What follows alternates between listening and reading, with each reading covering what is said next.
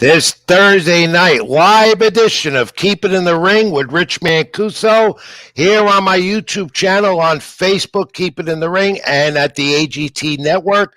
Welcome in, everyone, for this April 18, 2024 edition of Keep It in the Ring. Thank you for your continued support. Now, my social media handles at the bottom of the screen. I tell you all the time. Facebook.com, Rich Mancuso. X, formerly Twitter, Ring786. Other social media platforms. Read my column content on NewYorkSportsDay.com and other outlets where I might be. I'm all over the place. And don't forget, always, fans, tune in. And I would appreciate if you like and hit that like button and subscribe. Carl Roberts, my producer who heads the AGT Network in the background, be with us later. Of course, we do it all here on Keep It in the Ring.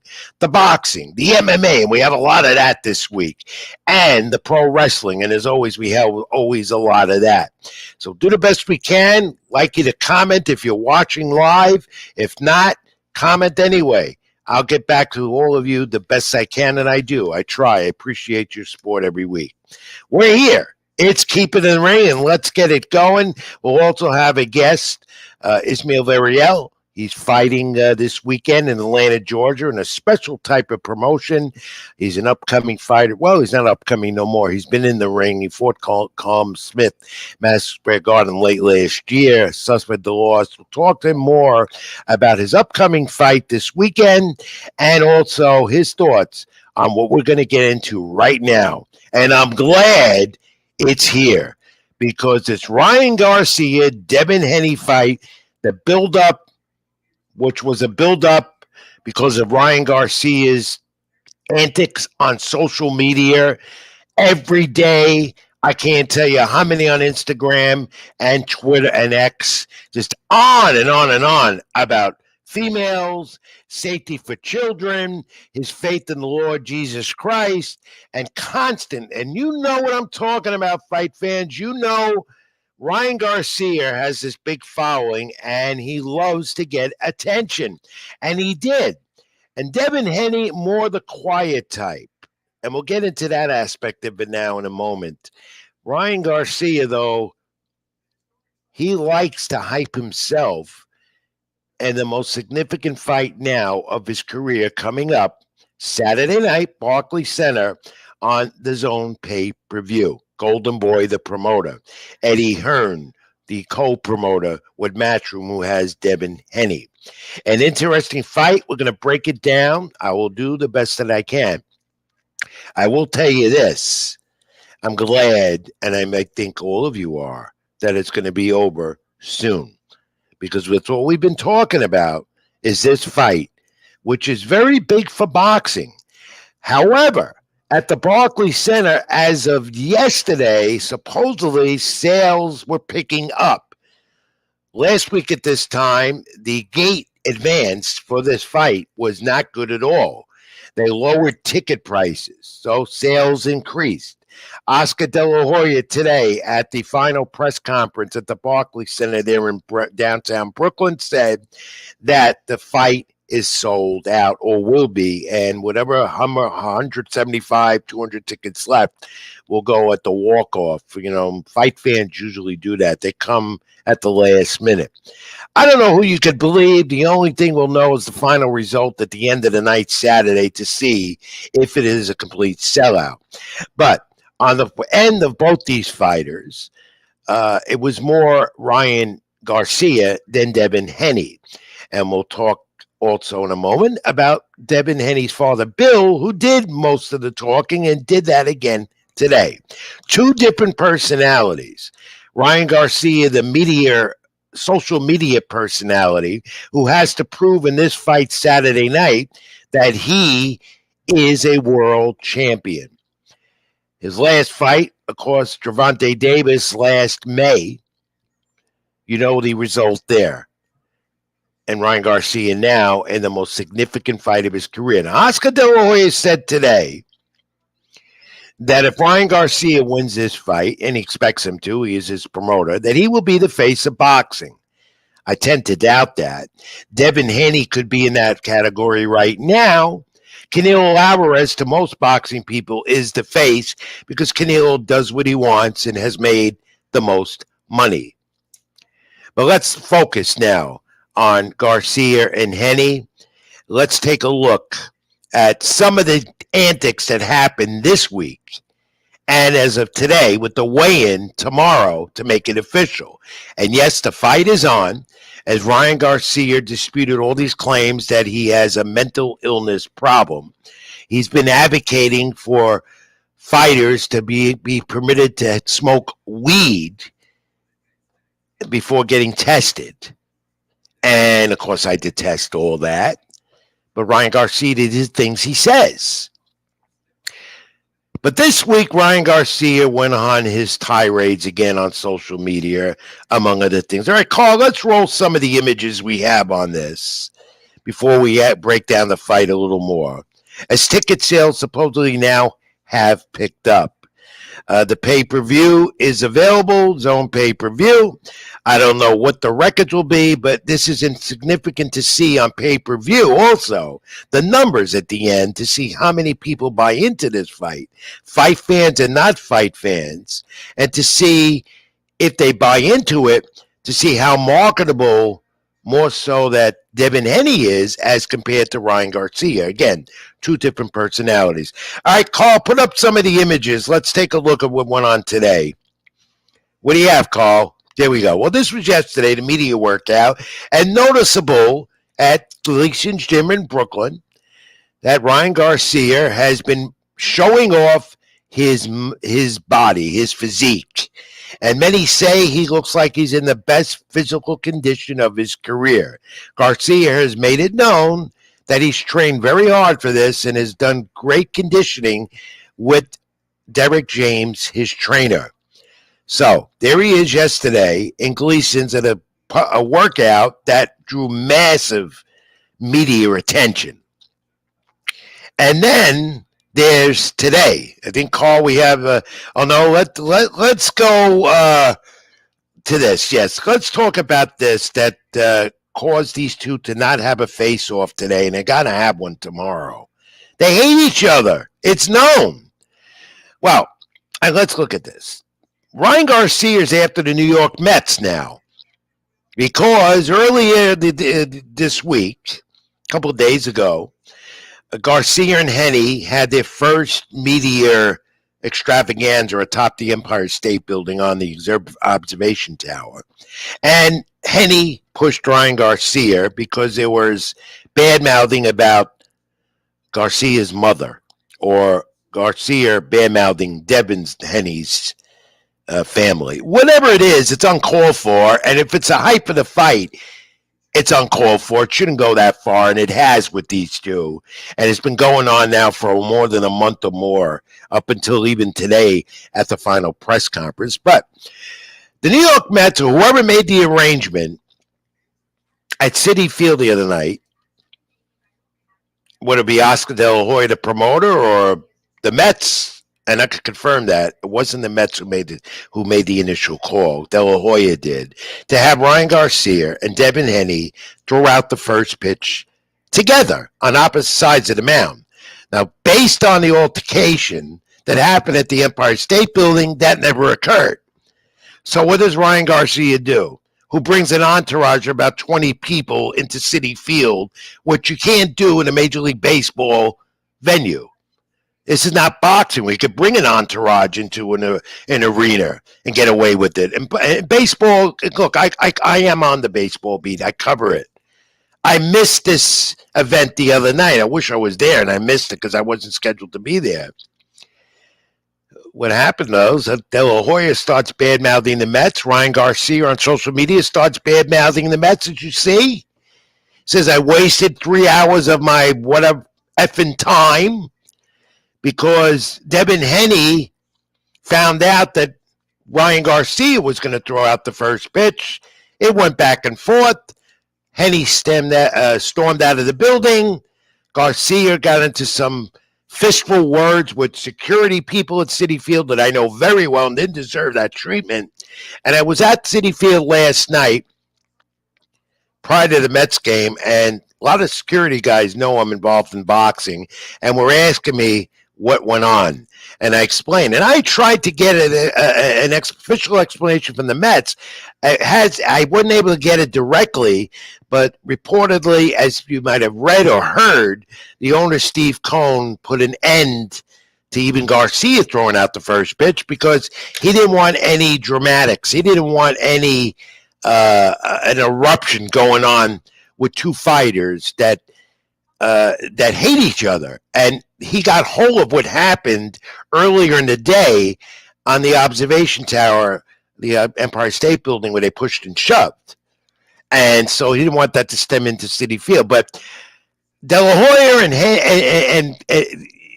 and Garcia did not handle this well, which would be typical Ryan Garcia. And again, I like Ryan. I just don't know if this is all an act on his part, a hype towards his fight that really didn't need much hype except for ticket sales weren't going well.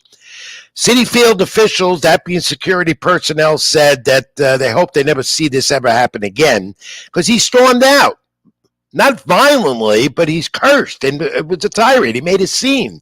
He was on the field, Ryan Garcia, though, before the game, tossing a baseball, practicing for the first pitch. He was anticipating it. Look, promoters like to have fighters go to baseball venues throughout the season when there's a big fight coming up or whatever and throw out the first pitch. And it's never an incident that occurs, and it's a nice thing. There may be one too many, but it happens often. And Ryan Garcia has done this before in Los Angeles before the Dodger game. But at Citi Field, it didn't work out. And so he goes on that stupid tirade cursing the Mets that he wasted effing 3 hours, as you see. And now he's a Yankee fan. Well, you know what, Ryan? And people want you to know this. The Yankees don't do this. See, I've approached the Yankees from numerous publicity people in boxing have asked me if I could talk to the Yankees about one of their fighters throwing out a first pitch.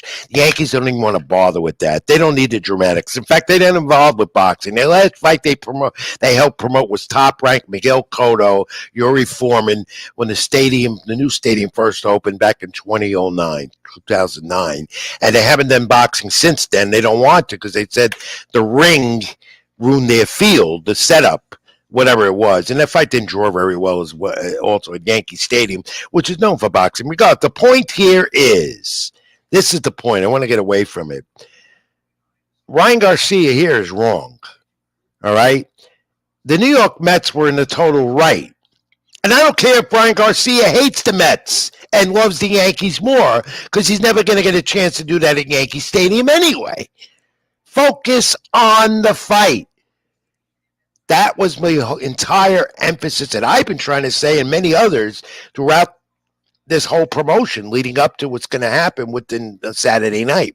Thank God it's finally here. But that's Ryan Garcia.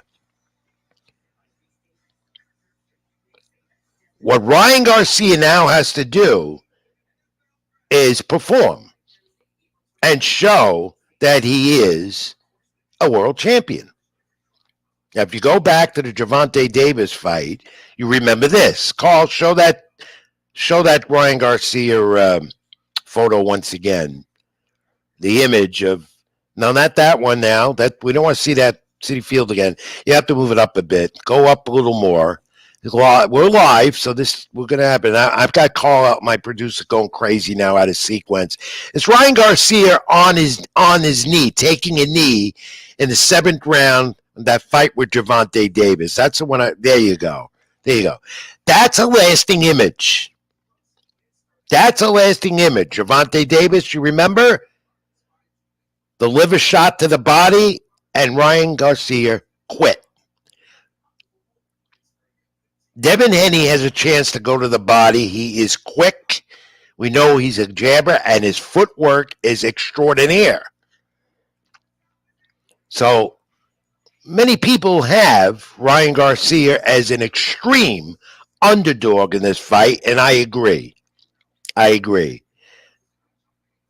But you don't want to see this lasting image again from Ryan Garcia. And folks, if that happens again, where he takes a knee and quits, then he's ruined. And what lies ahead for this young man at 25 years of age who has an awful lot of money because he's been giving it away here in New York City. He's buying tickets for people. He's around talking about females all the time and how much money he's going to offer for them to be with him or go to the fight. I did it. Look, focus on the fight. In his personal image right now, his personification, how he conducts himself, it's not good. He does not have a good image in the sport. In fact, at the press conference today, Devin Haney's father, Bill, and then I'll go back to that image now. We got to move it up and see what Devin Haney's father, he disrespected boxing. He disrespected people. He disrespected the sport. If he dies, he dies. Just like Drago and in the Rocky movie. This is what Bill Haney said, Devin Haney's father. He ain't no game. I'm sending my son to go kill him. Uncalled for. You've had vicious words in boxing before big fights with big name fighters over the years in the history of this sport. But never, except maybe with Mike Tyson, would threaten to kill people's children. That's uncalled for. Why did Bill Haney, who speaks for his son all the time, have to go that far? Those are words of hate. I know that the two, Garcia and Haney, despise each other. They were friends in the amateurs. They fought 6 times, and this is supposed to be the grudge match to decide who the better one is. And this fight has been building up. Garcia wanted it. Haney wanted it. But it did not have to come down to all of this hate. Talking about families and mothers and your mother is this, your mother is that. Why? I know I'm an old-time purist, and I don't like to hear or see any of this stuff going on. I want to know about the fight. I want to know about the strategy of two fighters and the most anticipated fight of this year on the boxing calendar. I don't want to hear hate to hype a fight that has not really worked out to what they expected, with the ticket sales that moved very, very slow. And I'm anxious to see after Saturday night what that final box office number is and the final pay-per-view number is on the zone. I don't hear many people buzzing about it that are non-boxing fans because they usually come in on it at the last moment and make it into a night of partying, and having a good time. So I don't hear much buzz about it that way from the non-boxing fan. The boxing fan obviously buzzing about it because they want to see who the better one is. I do. And speaking of that, we could take a look at the tail of the tape, and I'll go over this more in a little while with Ismael Villereal, who'll come on. Carl, bring up that tail of the tape once again. And you can take a look now at the difference in the styles, tail of the tape, boxing tradition. Of course, Devin Haney with that 31-0 undefeated record, 15 KOs, and now at 140 as the champion that Ryan Garcia wants to take his title, 140-pound junior welterweight division, the hottest division in boxing. We all know the names, Teofimo Lopez and so forth, a part of that. Of course, Devin Haney in his last fight demolished commandingly Regis Prograis, won almost every round in that fight. And he's got that height at 5'8", 140 pounds, his reach, 25 years of age, fights out of the orthodox style.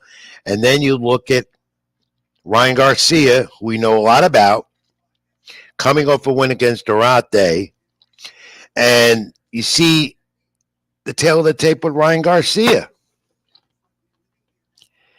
Also 25 years of age. The height, maybe the same. The weight will be 140. He has to reach at 70. Styles make fights. These two have it. All we can hope is that we have a good one Saturday night. Garcia says he's going to end Devin Haney's title reign, and I'm not going to say kill him. He's going to, whatever he threatened, the threats, and he's going to get rid of him in the second round with those vulgar threats. Devin Haney says he's going to dispose of him. Maybe not in the first round. And, folks, I don't expect this fight to go quick. Quick. I expect it to last a while. I expect 6 rounds of good action. I expect you to see, to see the speed and great footwork of Devin Haney. And I expect to see Ryan Garcia with this new physique and look much stronger to stay with it. But is he susceptible to another body punch that will level him to the mat? Remains to be seen. I do not see this fight going the distance. My honest opinion is that as much as I respect Ryan Garcia's boxing skills to a certain extent, and he does have power, and we know he's quick, and he can avoid a punch, but so can Devin Haney, who offers a little more speed in there. I expect this fight to end within 10 rounds. I could say maybe 8, and Devin Haney will win it. If it goes 12 rounds, that means we're having a very good fight, and comes to the judges' scorecards. Because if it's going to go 12 rounds and one guy's annihilating the other, then it becomes dullness, and we just wait for it to be over. It's good undercard, by the way, too. If you get the pay-per-view, including Barbosa on there, another one. So you'll see a good card, undercard prior to this one. But I expect Devin Haney to move on, see where he does at 140 if he defeats Ryan Garcia, despite what Ryan Garcia says, that he'll win it in the second round by knockout. I don't expect that. You do hope, though, that Ryan Garcia is mentally sane. The New York State Athletic Commission said he is, drug tested wise, everything mentally capable. Garcia said supposedly he went along with the word of the commission saying that he's okay. Let's just hope so that he doesn't flip and go crazy in the middle of the ring Saturday night. So, a good fight. We'll talk to Ismael Villereal more about it when he comes on with us in a few minutes, and assess more from a professional fighter standpoint who he thinks will win this fight, and talk about his career. Let's move on, Carl. Let's end everyone. Keep it in the ring. Rich Mancuso. The fight's coming up of significance. Scroll at the bottom of your screen. We're in the boxing season right now. So in the next months or more, you're going to see Teofimo Lopez. You can see George Kambosos Jr., Lomachenko, Shakur Stevenson, Gervonta Davis, and so many more of the top names in the sport, either on the Zone, Top Rank with ESPN, Golden Boy on the Zone, or the PBC on Amazon Prime now. It's streaming networks and boxing, but we're in that right now, including Matchroom Boxing. Take a look. It's official, June 1st in Saudi Arabia to unify the light heavyweight titles, Dimitriel Bivol and Arturo Benavidez. Carl, we have that official announcement image up on that fight that was signed. There it is, June 1st. And you have Queensberry, Frank Warren, and Eddie Hearn coming together to put this one together. The light heavyweight title unification, June 1st in Saudi Arabia, all official now. They had the official press conference in London the other day. And then we get this 5x5 concept as the undercard to Benavidez and Bivol, which I think, my friends, if you're a boxing fan, you'll love it. This is what you want to see. You have Queensberry against Matchroom, and Eddie Hearn does these things, 5x5. It's going to be, as you know, the 5 fighters of Matchroom against the 5 fighters of Queensberry. And good, really good, including a heavyweight fight that you want to see Deontay Wilder and Zhang. Zhang is with Queensberry, Wilder, of course, with Matchroom. You want to see this, and it's an important heavyweight fight with implications for both those guys. And Hadrovic and Dubois, another heavyweight fight, and then you're gonna have Richards and Hutchinson, light heavyweights, and then you're gonna have Williams and Shiraz, middleweights, and Raymond Ford, newly crowned featherweight champion, against Nick Bell. Ford with Matchroom and Eddie Hearn, and Nick Ford with Quinsbury. 5-on-5. Promoters working together in boxing. I love to see that. And Eddie Hearn and Oscar De La Hoya do it, and so does Frank Warren. Now we got to get the PBC more involved like that, and also some of the other big-time promoters. And Oscar De La Hoya and Eddie Hearn, they already have done it. All of them got to do it. Unify the sport. 5-on-5 showing a way they can do it. June 1st on the undercard of Benavides and Bilbao. All right.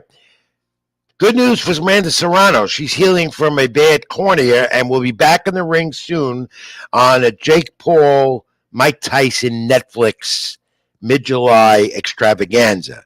So Amanda Serrano and Katie Taylor will have their rematch. Of course, Taylor defeated Serrano a year or so ago, Madison Square Garden, New York City, out of Netflix with a super welter lightweight title. July 20th, AT&T Stadium, underneath, in Dallas, Texas, underneath Tyson Paul. So, good to see Amanda Serrano getting back in there. And Sonny Edwards and Adam Carell, 12-round flyweight title. It's going to be under the Juan Estrada, Jesse Bam Ram regress card, Phoenix, Arizona, June 29th. On the Zone. It's another good one. Fights are being made. That's what you want to see if you're a boxing fan. And then you get to Canelo Alvarez, who's always talking because everyone wants to keep asking him, why are you avoiding David Benavidez? Well, Canelo said that he believes Benavidez' fight would be loose, meaning he can do what he wants. And there it is. Here's his statement. He's claiming this. He believes that David Benavidez would be loose, would be a loss, or lose. That's what they're going to say. They put that, and it's a loose, and he can fight with any fighter, make it. Basically, Canelo's saying what he's always saying. He's not avoiding Benavidez. He can do what he wants. He deserves to be in his position because he is the face of boxing. Let's face it, he still is. So that's the latest for Canelo Alvarez. David Benavidez has moved on from this. He's got a fight coming up. Canelo, of course, May 4th. Cinco de Mayo weekend, Jaime Munguia, two Mexicans together. That's going to be a great fight on Amazon Prime pay-per-view. And, of course, you know that Canelo hasn't fought a fellow Mexican since Julio Cesar Chavez Jr. So Canelo's fighting another Mexican. I look forward to that. It's going to be a good one on May 4th. All right. Now, before we move on to more boxing talk, and I go... move along. Finally, he's here. I wanted him earlier, but we got him. Let me bring him a friend. And I could say he's a friend because he's a fellow Bronxite. But he's a great young fighter, great young man. I believe we have Ismael Villereal. Did you hear that call? To bring him in. Carl, is Ismael Villereal there? I got a cue that he was there. He's having a tech problem. Okay, so I'm going to stay with it. There he is. Champ, how are you? Hey, how's it going? Thanks for coming on. I know you're in Atlanta, Georgia, and you're one of my favorite fighters. I got to have you on because you have a fight coming up this weekend, and you're going to be on the Zone again, which is good for you. And tell me you get on the Zone, top streaming network in the sport. That's good. Now, this fight coming up is against Brandon Adams. Villereal is 13-2-0, 9 knockouts, fighting now on his own. Now, tell us more about this promotion. And you're on the Zone with what promoter? I know Scooby is one of the main events. He's a well-known fighter. When is the fight? And who is the promoter again? The fight is tomorrow night here in Atlanta, Georgia. The promoters that are conducting the bout is OTX. Uh, OTX boxing. They're more known for basketball, but they're getting into boxing little by little. But the fight is gonna be premiered on the Zone. And you are a part of that promotion now, this new promotion. And is this something like a series of fights that they're going to do on the zone? You're in on it. Tell me more about it. So they have like a this mini tournament for the 154, which includes me and other people. Right, But the junior middleweight division right that you're a for part of. Yeah. right, they'll be having another show for the other 154 next month in Texas, I believe. But it's basically a 3 fight deal. Finals, it will be in Miami, Florida. Which is good for you, Ismael, because I know this is Ismael Villereal, junior middleweight from the Bronx, New York, trains out of John's gym. I know him a long time. Was a great amateur. He's become quite a pro as well. He's advanced his career, and now he's even advancing it more. Um, this is good for you, Ismael, because now you have consistency because you're with a promoter that's going to do a series of fights. And for a fighter, well, that's always good news because you know you're going to get the action. Absolutely, yeah, man. I want to fight. I don't want to be on the sidelines. Now, no, I have a picture of you weighing from today. You weighed in today. You came in perfectly at what? Did you come in at 153? 153.4, I believe. There you go. See, I know you well. Carl, put up that image of Ishmael at the weigh-in today. I know we have it. We have an image of the weigh-in today. Carl, do you have that image? There you go. You look great, Ishmael. You're really good. You worked hard. I saw you training every day. You were posting on social media, and you were in great shape. Yeah, man. Ready to go. It's another 10 round fight here. How are you approaching this fight coming off your loss? I didn't want to bring this up, but I have an image of you giving him a nice shot, though, against Kaleem Smith, the Irishman undefeated at Madison Square Garden. Carl, put that image up of I don't want. I know he doesn't want to see that, but this he wants to see because he landed in here with a nice right. And that was a close fight. Ishmael didn't win it, but it was close. Many felt you won that fight, but it was a loss. And what I like about it, though, is Ishmael, is how you come right back. Some fighters can't. They take a loss and a tough loss, and they take their time. But you came right back. You went right back in the gym, and you got yourself right back into the ring with another fight tomorrow night. Absolutely, and not only that, it's another tough fight against former contender, number one contender. Based on my record, you can see that I stay consistent fighting top guys. Yeah, this guy. What do you know about Brian Adams? I don't know much about him. Fill us in. I know he fought. Brandon Adams. I know he fought Jamal Charlo. He has a few accolades. If anything, I would say he has the most He did fight accolades. Jamal Shaw. You're right. I remember that now. I I, do. I Yeah. would say he has the most accolades out of everyone in the tournament. Just considering that he's a little older than most fighters in their tournament, so it'll be a good fight. Are you changing your style in any way off that loss to Smith, or is it going to be more aggressive? You are aggressive. Will you be more aggressive? I don't know, man. Just depends how my opponent come out. Let's see, because I don't want to change my style and then it don't work for me. But let's just see. Never know. Anything can happen in the ring. Well, you got to be very proud about the way you come back. When you're from the Bronx, so I know about comebacks like I do.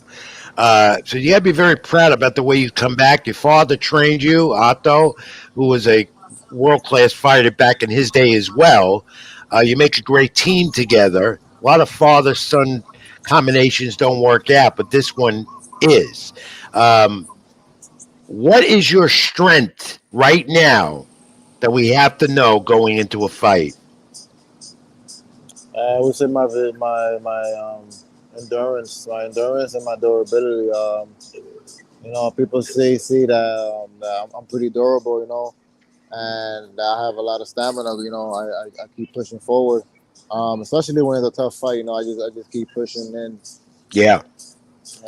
Okay, and So this fight is 10 rounds, right? It's yes, 10 rounder. ten So next rounders. you want to go into those 12 round championship fights. I know you. Then you want to do that, and you're walking around the streets of Atlanta right now. How's the weather down there? It's warm, man. I like the weather here. So close to Florida, so we feeling that heat. All right, man. What do you do tonight? Now your weigh-in is done. You rehydrate, go back up. Yeah, man. That's what I've been doing all day, just eating and drinking, rehydrating myself. So you won't come in at 153. You'll come in heavier. Absolutely, gotta get my All right. strength back. Yeah. So what do Know you what do I want. tonight? You go to bed early. What do? You go over strategy with your dad in your corner. What do you do tonight? Tonight, I already finished eating for the night. I'll probably have a little snack or a little something small and take a nice warm shower with Epsom salt and just relax and then go to sleep early.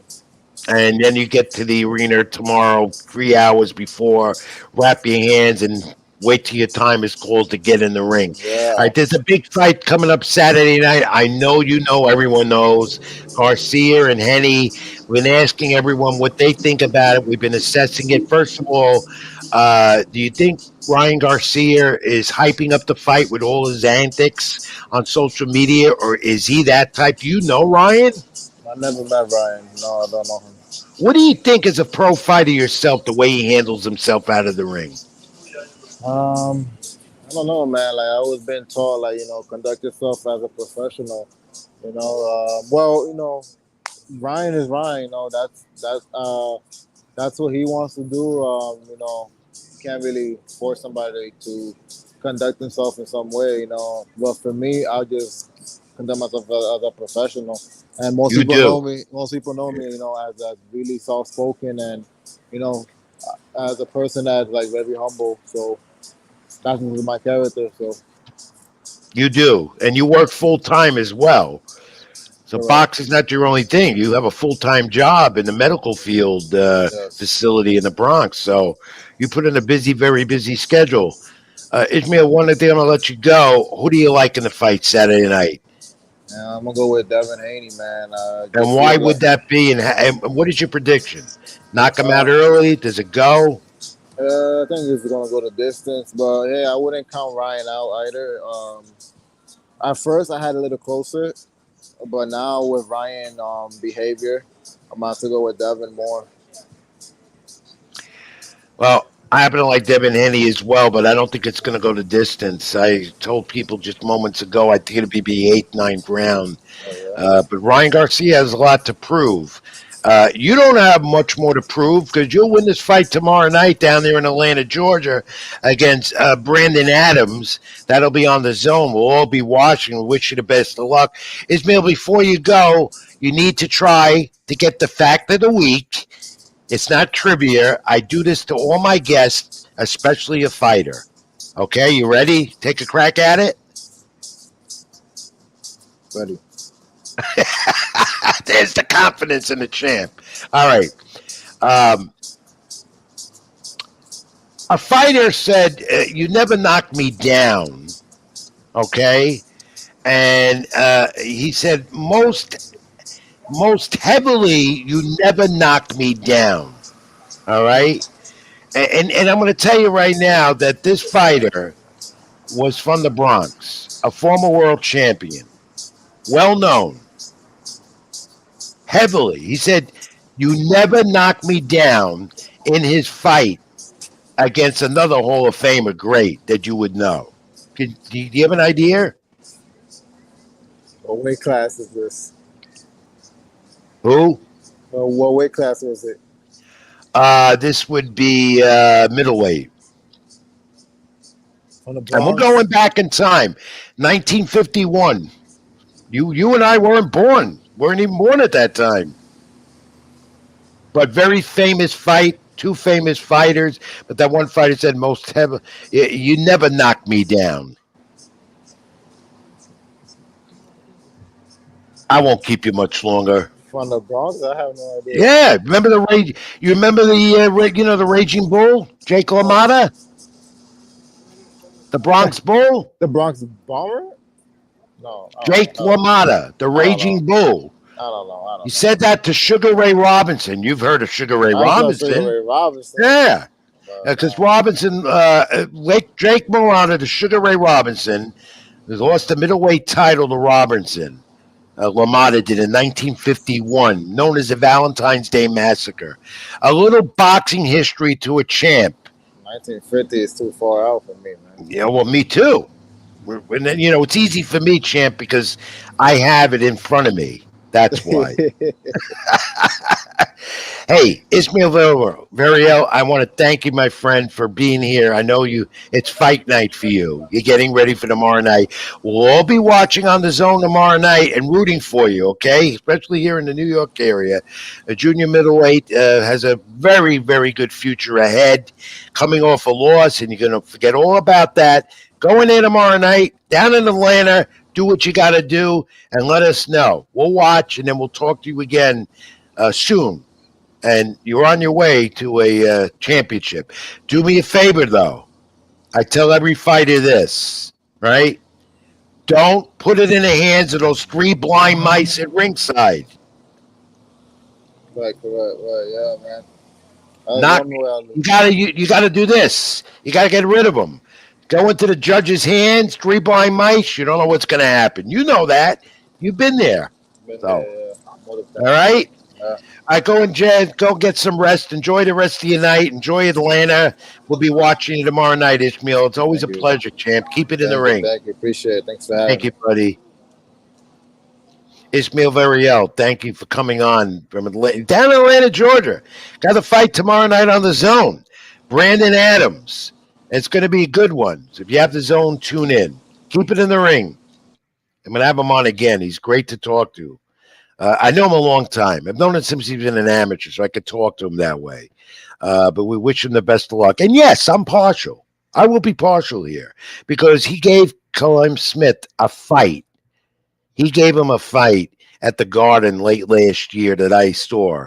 And I thought he won the fight. But it was close. And the judges, of course, who I call three blind mice, went the other way. All right, Carl. Let's take a breather, come back to more boxing. I got more to talk about, and then get into the MMA stuff, a lot of that, and of course the pro wrestling. So stay with us, fans. This is Keep It in the Ring. I'm Rich Mancuso. Reach me on social media, X, formerly Twitter, Ring786, Facebook.com, Rich Mancuso, other social media platforms, and like, comment, subscribe here. My YouTube channel, Rich Mancuso, and on Facebook, Keep It in the Ring, and at the AGT Network. Stay with us. We'll be right back.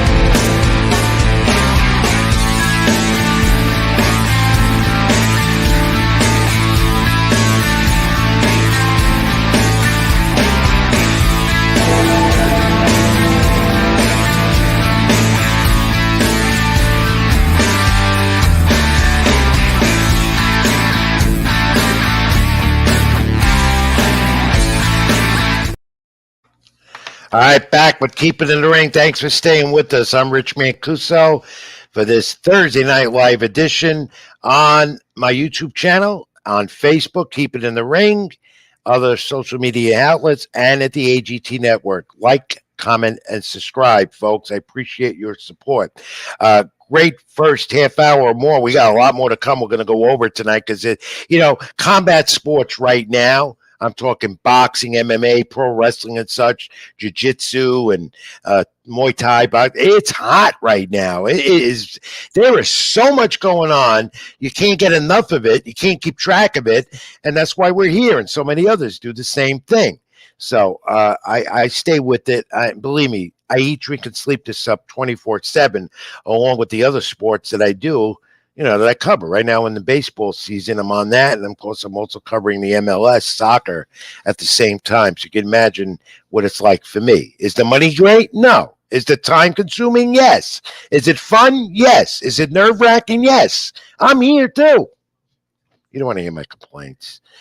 All right, let's get back to the boxing talk before we move on. And I'm trying to adjust the screen here so I don't disappear because I'm having an issue there. Of course, that's just background effect there. And sometimes if your lighting's not right, that I have right now tonight, it doesn't look good. I'm disappearing. So I got to try and adjust that, or my producer, Carl, will make some suggestions to me in my earpiece. All right, let's get enough of that. Let's get back to the boxing news.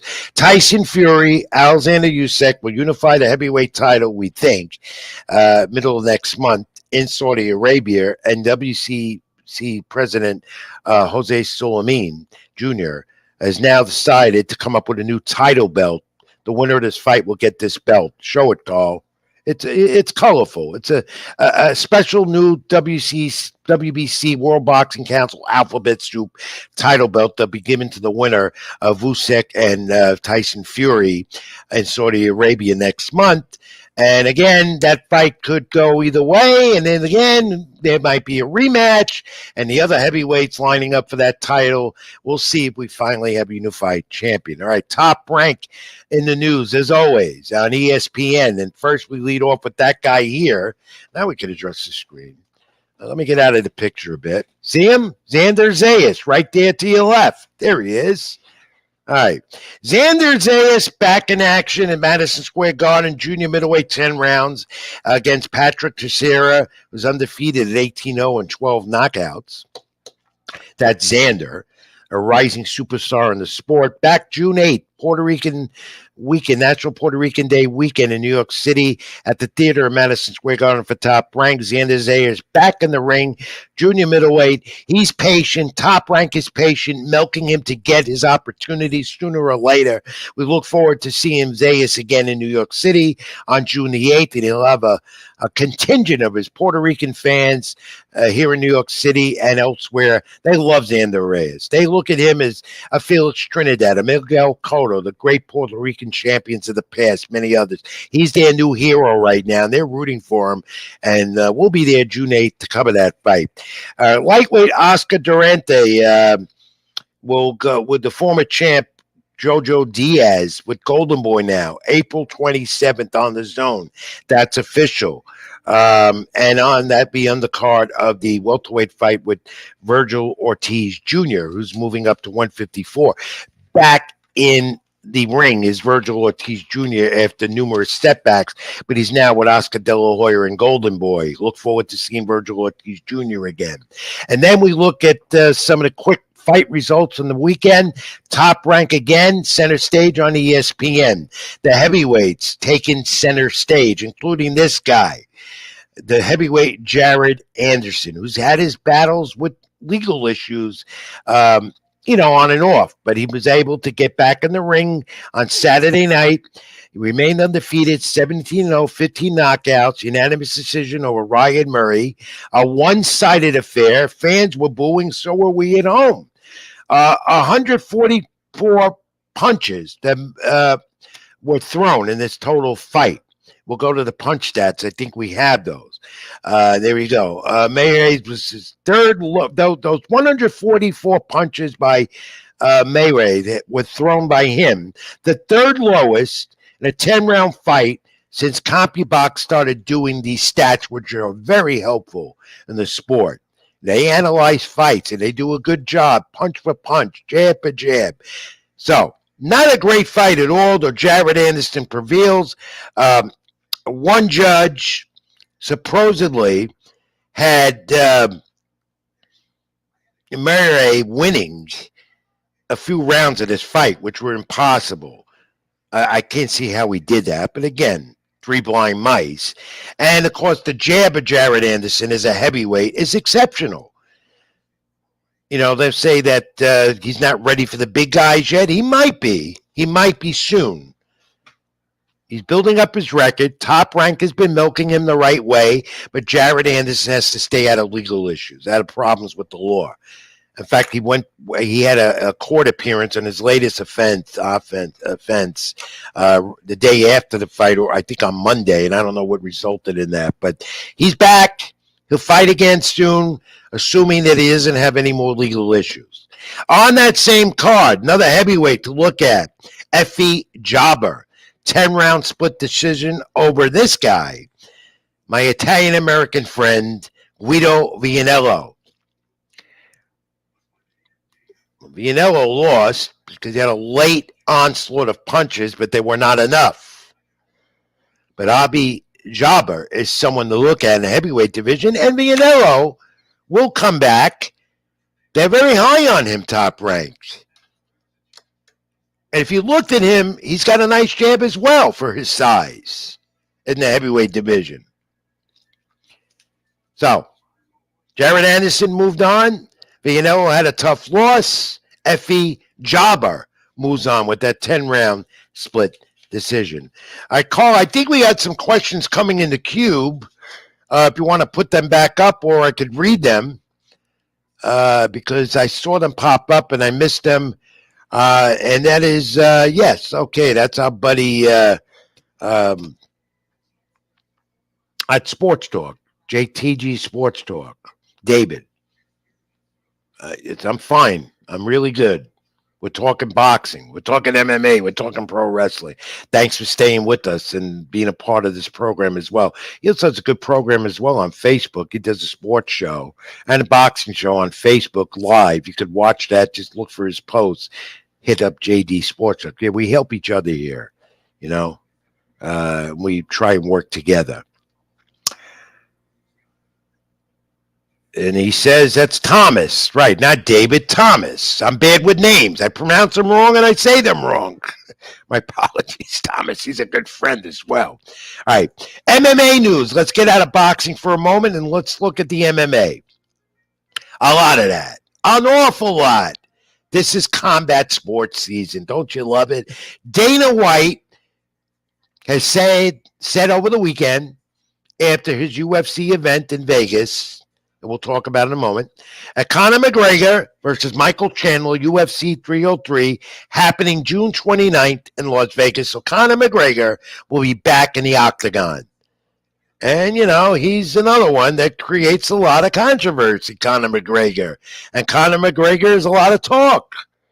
Let's see if he still has another shot at it in the octagon. Well, June 29th, the fight that UFC fans want to see, Michael Chandler, Conor McGregor. Now, did you see this one on UFC put on a great promotion Saturday night in Vegas, T-Mobile Arena, that set a gross record at the gate and did pretty well on pay-per-view. Didn't have the official numbers yet, but I heard it went real well. Congratulations, Dana White. Did a great job. And it's Alex Pereira. We'll take a look at this shot image we have. After an accidental kick below the belt, he came back and sent Jamal Hill to the canvas with the left hook. UFC 300. T-Mobile Arena was a great success. It might have been, as Dana White said, it true. It might be very true. Maybe the best UFC card put up to date in the history of the UFC and Dana White. And, of course, they're going to put on good shows now with their merger with TKO Endeavor and WWE. There's some cross-promoting between the two, which is great for combat sports in the industry. And Dana White, let's face it, you may not like the language he uses. I don't. But he knows what to do. He knows how to promote. And UFC 300 showed that over the weekend. And the fans are buying into Dana White and UFC more and more than it's ever been. And he's got the talent out there. He holds a reign on the top fighters that go in the octagon as a part of UFC. 300, 200, 100, whatever they are. To me, it's UFC, it's MMA, and it's good stuff. I've jumped on the bandwagon. I've never been a UFC fanatic. I am now. I love it. I love it. I'm hooked on it right now, and it's good to see when you see a fight like that with Alex Pereira. If he was accidentally kicked, and then he comes back, and Jamel Hill, and the finish that it was, you can get into it. It's a violent, no doubt, very dangerous sport, the MMA, but it is thrilling and full of action all the time. It's never boring, unless if the two of them are down on the bottom of the mat, just holding each other, trying to get an advantage over one another. Other than that, it's solid. It's good stuff to watch. And then we get this guy. You know the name, Nate Diaz. He's been around the longest. Controversial, foul-mouthed. In fact, this bad press tour, as they're calling the baddest tour. Nate Diaz had a cigarette in hand at the podium in New York City. They're on a tour. Nate Diaz and Johan Masabo. They are not going to be in the octagon. They're going to be in the ring and actually box. It'll be a boxing match. Fans are going to buy into it because they are fans of Nate Diaz and Masabo, if I'm pronouncing his name right.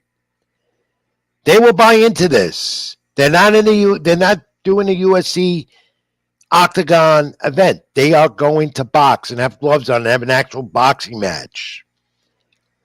And it's June 1st. They're right now on the baddest tour. They did 4 or 5 cities in a matter of 5 days, so both of them are tired. Today they had their final one, or I think they're going to L.A. I know they were in Miami today, and there's somewhere else tomorrow. It's going to be a 10-round fight, contested at 175 pounds. Last man standing is what they're calling it.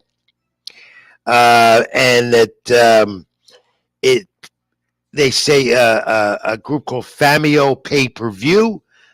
So it's another pay-per-view event. But, it's like it's interesting to see these two. They know each other well.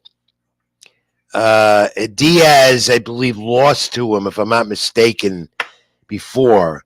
And Diaz can really hype it up with his mouth. He did it on this tour. They were in New York City the other day. I missed it, but I watched it, and it was entertaining. Nate Diaz, as you know, if you know him, entertaining. But last man standing, June 1st, Famio pay-per-view. I would love to get Nate Diaz on this program. And UFC 302, Islam Makhachev and Austin and Dustin Poirier, June 1st. They're going to go at it. That's another one that's been signed. So UFC is getting hot and heavy, filling up the dates. Dana White is doing that very much. So a lot going on in the MMA as well. And that UFC 300 card over the weekend was really, if you were a fan of MMA and you saw that, you know what I'm talking about. If you're not, try and get the next one. They're pay-per-view events. Most of them you'll see them on ESPN as well. All right, we'll continue to keep it in the ring. We'll get to the pro wrestling stuff. And before I do that, I need to take another brief time out to regroup because we're shuffling around here. We've got a lot of talk. We're going to go over to this week for sure.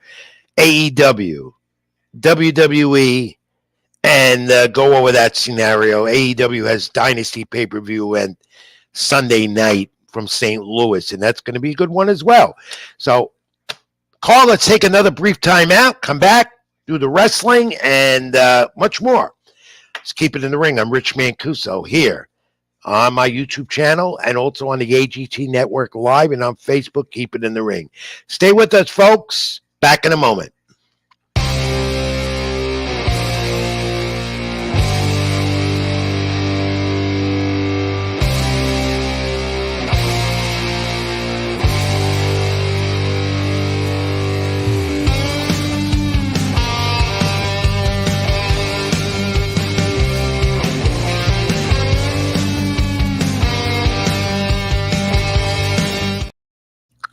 We've reached the 8 p.m. hour Eastern Time on the AGT Network Live, my YouTube channel, Rich Mancuso, and Facebook Live. I'm Rich Mancuso. Welcome in again. Keep it in the ring, top of the hour. A lot of boxing talk, MMA talk, and now we go to the pro wrestling talk. And I want to bring in my great producer who follows the pro wrestling more than I do. There he is, the great Carl Roberts, who's a part of the head of the AGT Network. Great producer. Carl, when do fans tune in on you again on the network? Those who are tuning in for the first time tonight. So they can actually tune in tonight at 9:30 right here on the AGT Network. We will be live, me and my co-host Costa, and we are going to talk all UFC, especially digest the breakdown UFC 300, which you just saw. We showed the picture. Yeah, but you could recap it better than me because I've been so immersed with this Ryan Garcia stuff, you know. So, you know, you probably could pronounce the names better than me as well. But that was a great card. So I'm glad fans are going to be able to catch it at 9:30 p.m. on the AGT Network following me. Talk more about it. But part about the main event. What do you call it? Pierre was Hill was winning the entire show, the entire match, until 1 second before the 5-minute mark was up. So 1 minute left of the 5th round. And then there was that low blow. Correct. Which actually, became. It wasn't, huh? So, you know, because I didn't catch it in its entirety to see it and examine it as much as I would with a boxing match. Because, like I said, it's been crazy. I can't keep track what's going on. You know, I got no hair. I have no more hair. It's just. But you'll talk more about it at 9:30 p.m. Eastern on the AGT Network with your show. I bring you in, you keep it in the ring. Going to be going away, you know. To keep it in the ring some more. We're going over tonight, and I appreciate you giving us some more time because there's so much going on in the pro wrestling business. We'll do this as quick as we can. Look at AEW at first. It's still, as they're approaching Dynasty, their newest in pay-per-view, and they're doing so many more of them. Tony Khan in his conference call at the media today alluded to that fact that they're so busy and busier because they're making money because they've added pay-per-view shows. They don't do arena shows, house shows. They do pay-per-views and, of course, their TBS shows, Dynamite and Rampage and Collision, where the ratings, as he says, are great, but they're not.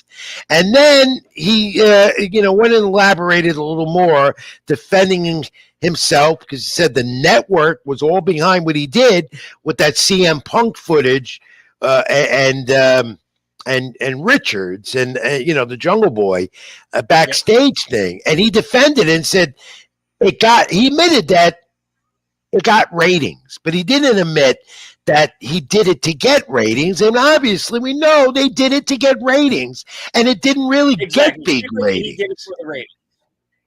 You know, so that made no sense. But you see, that's the thing about Tony Khan. I think he's great for wrestling, and he's great for the competition with WWE, whatever. But he talks two sides. You know, he said TBS, Turner Networks, were all for that angle going on the air, and they got smacked in the mouth, showing that to say that to get the feud going with FTR and the Young Bucks. I mean, that's not the way to do it. And our mouths all dropped, and we're still talking about it, but Tony Khan thought it was the greatest thing. But then Tony Khan comes out and says this during the week. Put that image up, Carl. Collaborating with WWE. Someone asked him this. He was asked if WWE would be calling to do a collaborative event with him together. And he said, it's an interesting thought. It would depend on the circumstances. Now, what circumstances could he be talking about, Carl? So the only circumstances he would have to do is if the talent wants it. Now, the reason Tony Khan is coming out and saying that is because Triple H has admitted after WrestleMania that he's opening the door for other promotions to work with AEW. I'm sorry, WWE. I don't think it would be AEW though. Everybody has been trying to say for years that everybody should work together. Well, they should. only Like thing- yeah, it's the same thing I say with boxing promoters. They should work together. But boxing promoters can work together better than wrestling promoters because there aren't as many. Then boxing needs to do that more than wrestling. They're separate entities. They're not going to want to work together. It's not like There's only two I could actually see working with WWE. Okay, maybe possibly three, but the two big ones I have is TNA, MLW, and the third one would be NWA, because AEW's. Well, they work with they do work with New Japan though, and they have that great, But AEW and WWE working together. No, they're not. First of all, AEW is no threat to WWE. We know that. This isn't like the old Monday Night Wars, WCW, WWE. No comparison to that. So, but Tony Khan's just talking out of his mouth again. Again, I have a lot of respect for him, and I want to get him on this program one day, and hopefully we can achieve that. And we will meet up soon because they're going to be in the New York City area soon, or I'll find him, go to a show out of town. But speaking of that, they've increased their pay-per-views. They have one coming up Sunday night again, Dynasty from St. Louis. Tony Khan once again saying this is going to be our greatest pay-per-view. It seems like every pay-per-view to him is the best one. You notice that, Carl? He says that about every one. And he's adding them to the calendar almost once a month now because he has a new media rights deal coming up. He might go to Paramount to stream. I don't know where they're going to head. But their ratings are horrible. But Dynasty in St. Louis, which is a great wrestling city with a lot of history, Carl Bosch, the late promoter, and I remember it. I used to go to shows in St. Louis. This is a good pay-per-view. And the reason I'm not going to say it's their best pay-per-view, but I like Danielson and Ops. How do you pronounce his name? Brian Danielson and Will Ospreay. It's another one I botched up. Just like the bird. I like that.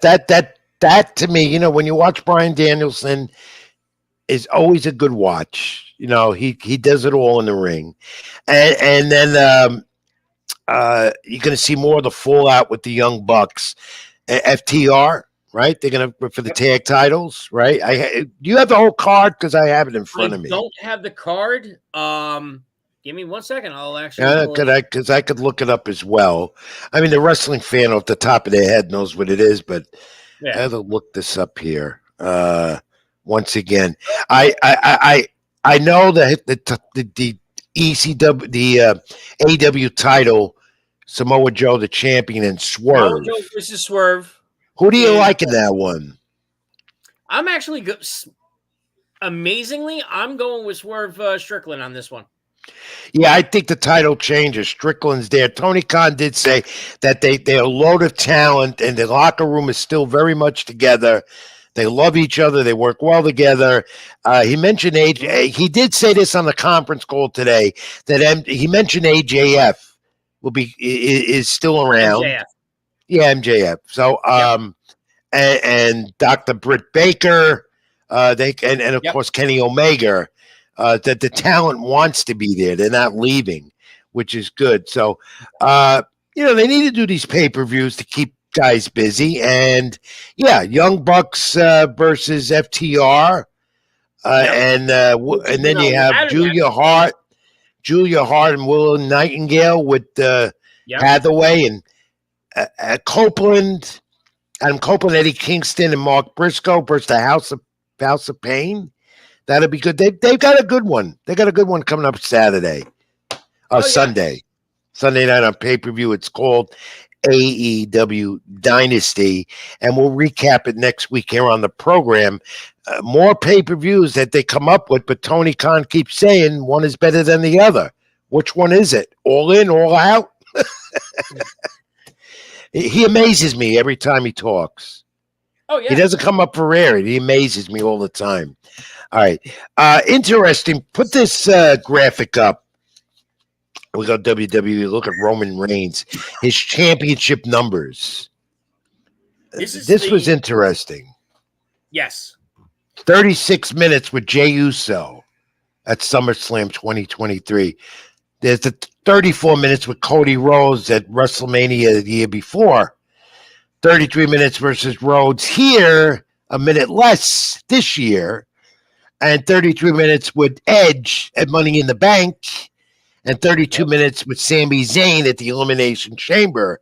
What does that tell you? Why put up these numbers, Carl? It shows he could go the distance. It's not a quick 15, 20-minute match. He's putting up numbers where, you know what, you haven't seen in years. Yeah, and then he had the historic 1,316 days with the title, which is no longer going to be called the Universal title. WWE saying now it's just going to be called the WWE Championship.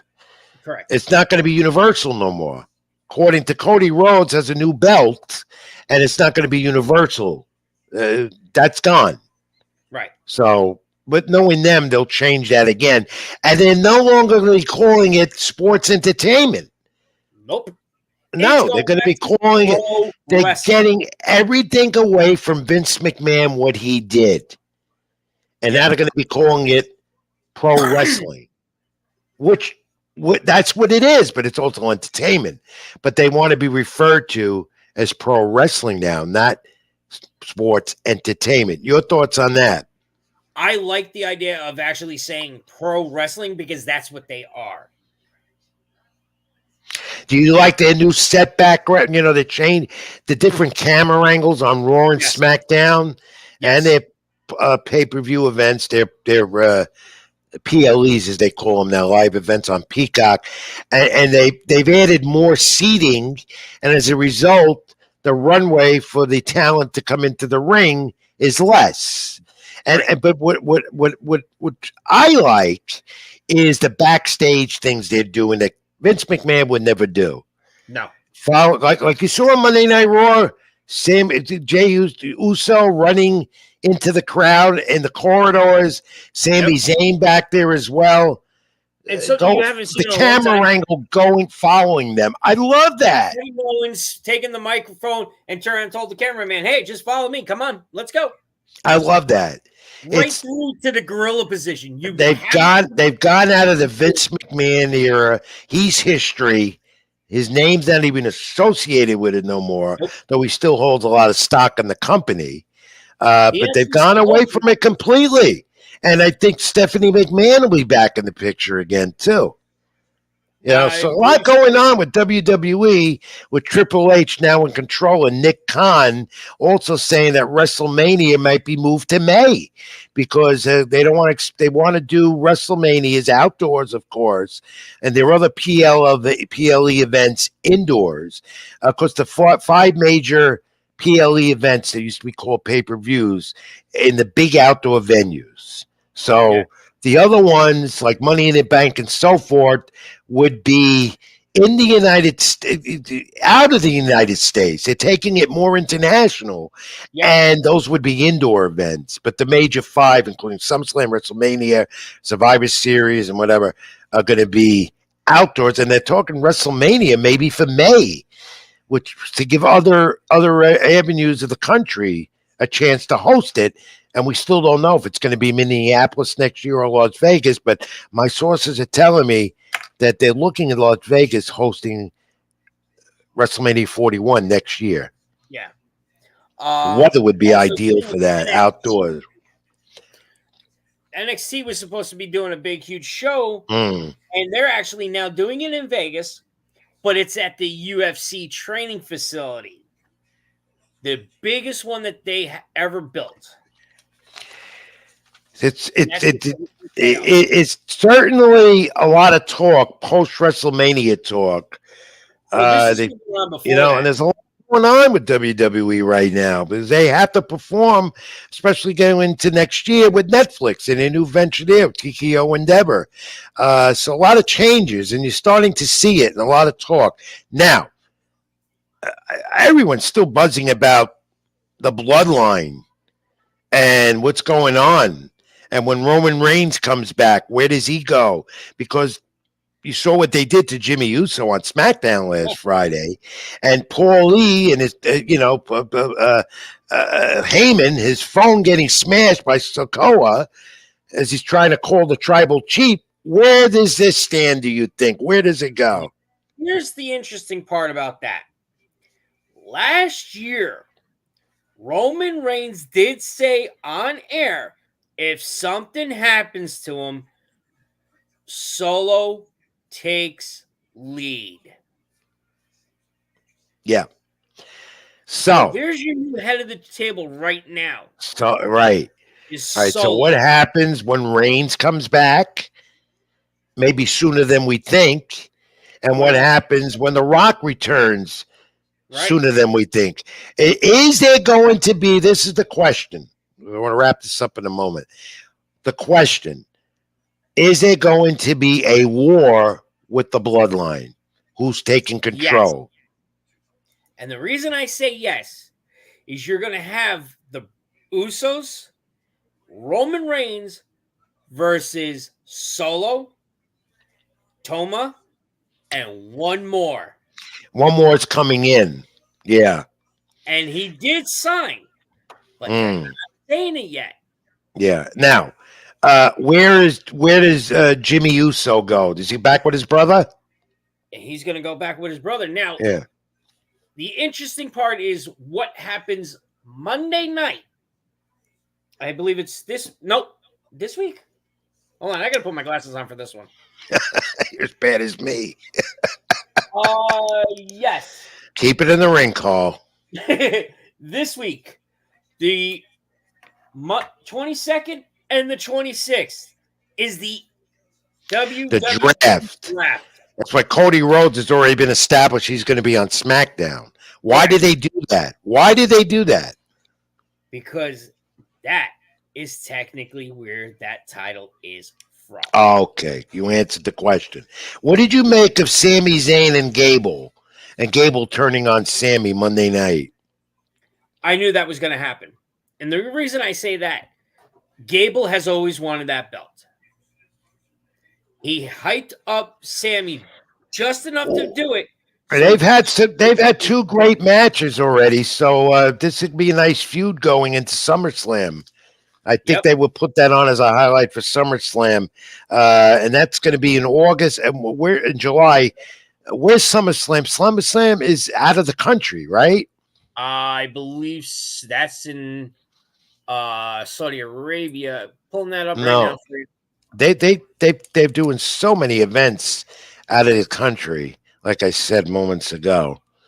Yeah, right. Is that in Germany? It might actually be the Germany one. Yeah. Nope. Is actually Cleveland. SummerSlam this year is in Cleveland. Oh, that's right. It's in Cleveland at the Browns Stadium, Cleveland Browns. Yes. In fact, we haven't heard much from Gunther since his loss to Sami Zayn. No. And Damian Priest. Let's run down Priest again. And who will challenge him for that title? My feeling is Priest turns good now that Rhea Ripley is officially going to be gone for 6, 7 or more months. Show the image of Rhea Ripley. Sad she got hurt. Liv Morgan, who I can't stand.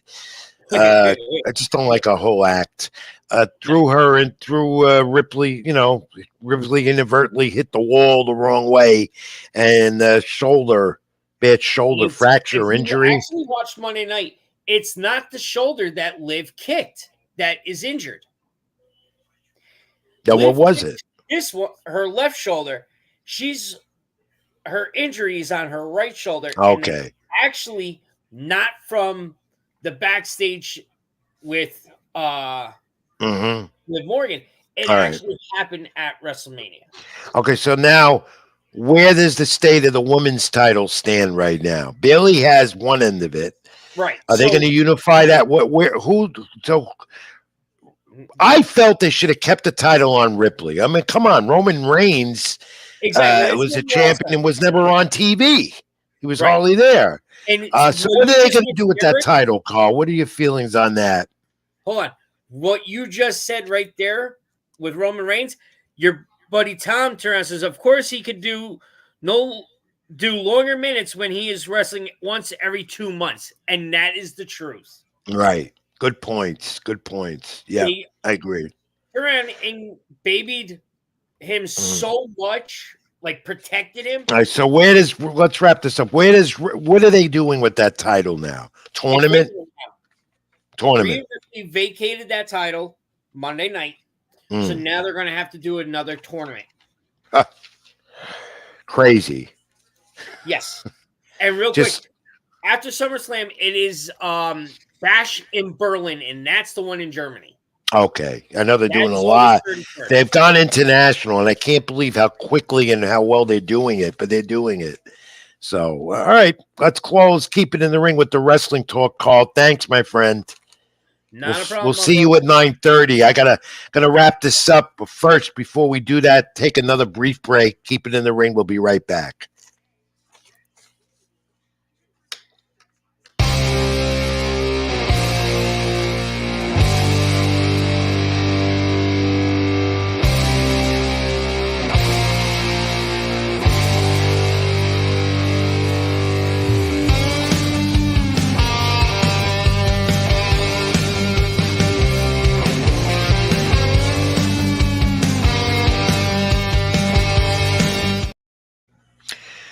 Final segment, Keep It in the Ring, live this Thursday evening.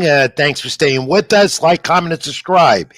Me on the YouTube channel, Rich Mancuso, AGT Network, and we're on Facebook Live as well. Comment, like, and subscribe. I'd appreciate it if you do that, fans. And always keep it in the ring with me and Carl Roberts, my great producer, who's given us the extended time again this week. And I appreciate all the hard work Carl does putting up with me to put this program together every week here on the AGT Network and YouTube. All right, back in time with boxing, nostalgia time again. I love doing this. Let's flash back. April 16th, 1952. Carl put the image up, and there he is, Sugar Ray Robinson. And I talked about him a little while. Well, no, it's not Jake LaMotta, but that's Rocky Graziano. Another great fighter I admire, not because he was Italian. He was great, and so was Sugar Ray Robinson, Hall of Famers. That in April 16, 1952, Sugar Ray Robinson knocked out Graziano round 3 to retain the middleweight championship in Chicago. Robinson knocked down in the 3rd round, stopping Graziano in less than a minute, and then he would vacate the title, which was very short-lived, and he would retire. But do fighters retire and stay retired? No. And in this case, it was no, and it continues to be that way. Tell me when a fighter says he's retiring that they don't want to retire. They just take some time off and they come back. Some of them until they're 40 years old. Remember George Foreman? Fought until he was almost 50. Mike Tyson still doing it, even though it's not doesn't count. The bogus extravaganza for money with Jake Paul. Anyway, that's your look back in boxing history, April 16th, 1952. I hope you enjoyed doing that, and that you want more of that, because I will. I love boxing history. I do. You know how much I love boxing. That's why I'm here. All right.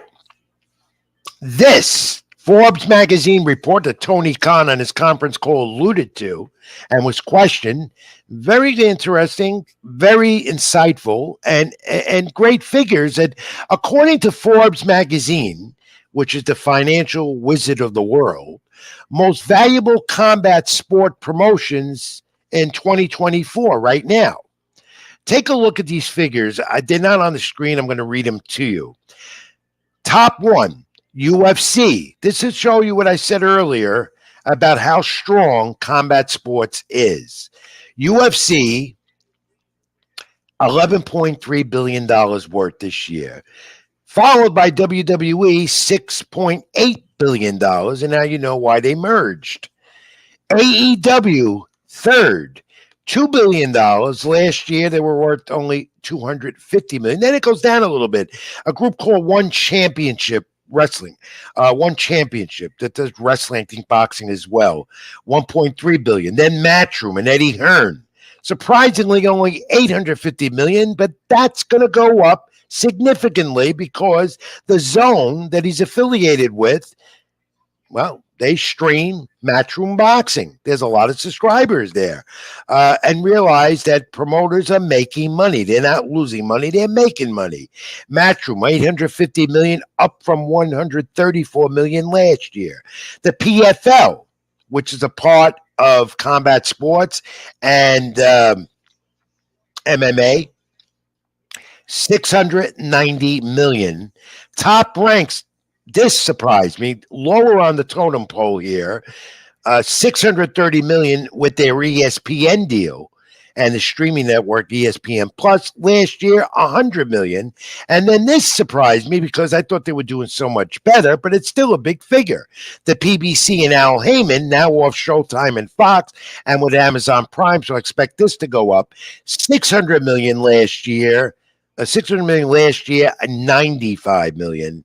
And Golden Boy at the bottom of the totem pole. Surprisingly, Oscar De La Hoya's promotion, only $450 million, up from $70 million of last year. So it's going up, but it's not extraordinary like the top one at UFC. This goes to show you how powerful the UFC is and Dana White. Also, with all that money, how come UFC fighters are the lowest of the paid?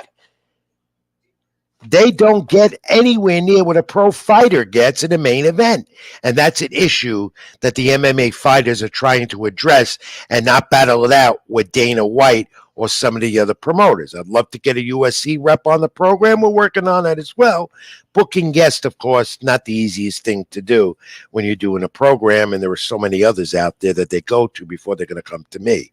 Not saying that I can't do it, but, I'm not as important as them, I guess. I'm an aging dinosaur. I keep it in the ring every week. I end on a sad note, meant to mention this last week. Rest in peace, Gary Shore. Great boxing promoter and manager over the years. I have an image of him with the late Diego Corrales, who was a friend of mine. There's Diego when he won the championship belt over Luis Castillo and that thrilling fight back in 2007. That I attended. And Diego off the mat in the 10th round, maybe an epic fight, one of the best top three of all time.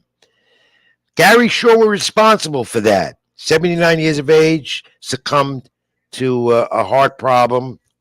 MMA, he started to CBS where he delivered Jumbo Slice. Remember him?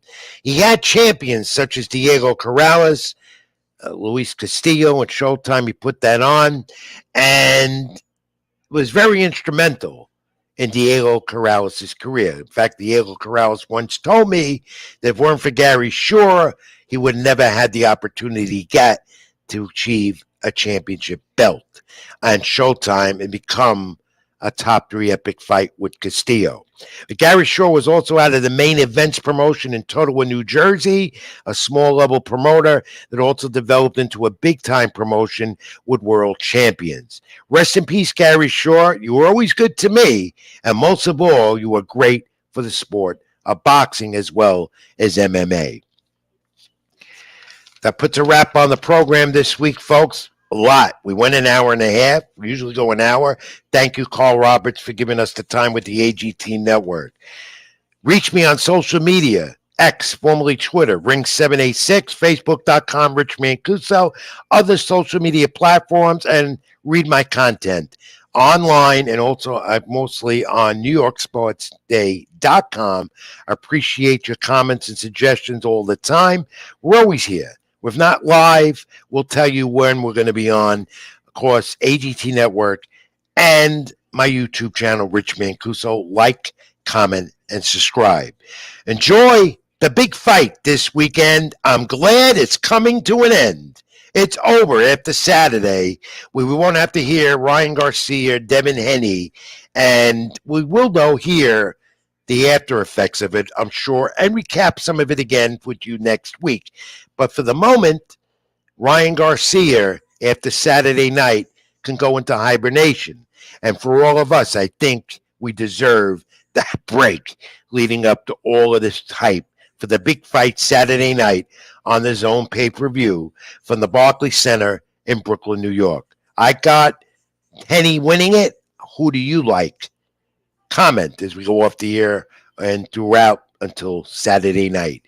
Enjoy the fight, though, because it is boxing. And when a big fight of this magnitude happens, believe me, fans, it's boxing. Until next week, I'm Rich Mancuso. As always, stay well, stay together, and always, as I say, keep it in the ring. Thank you.